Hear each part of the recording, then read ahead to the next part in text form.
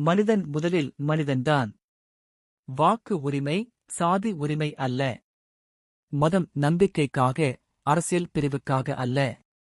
ஒற்றுமை பேசும் அரசியல்தான் முன்னேற்றம். மக்கள் ஒற்றுமை நாட்டின் வலிமை. சாதி அரசியல் நாட்டை பலவீனப்படுத்தும். அறிவு வளர்ச்சி, பாகுபாடு அழிவு. மனிதநேயம்தான் உண்மையான அரசியல். வாக்கு சேவைக்காக, சண்டைக்காக அல்ல.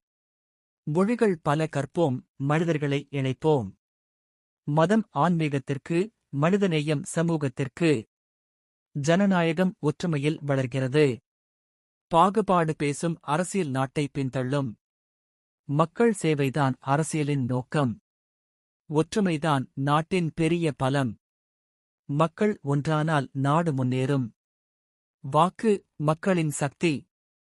மக்கள் சக்திதான் ஜனநாயகத்தின் அடித்தளம். பாகுபாடு அல்ல, முன்னேற்றம் பேசுவோம். மனிதநேயம்தான் உண்மையான அடையாளம்.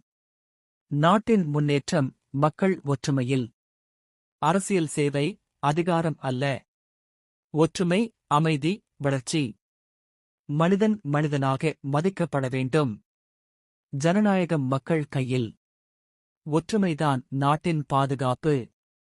வாக்கு மாற்றம் கொண்டு வரும். மக்கள் விழிப்புணர்வே ஜனநாயகத்தின் வலிமை. ஒற்றுமை பேசும் சமூகம் முன்னேறும். மனிதநேயம், சமத்துவம், ஜனநாயகம்.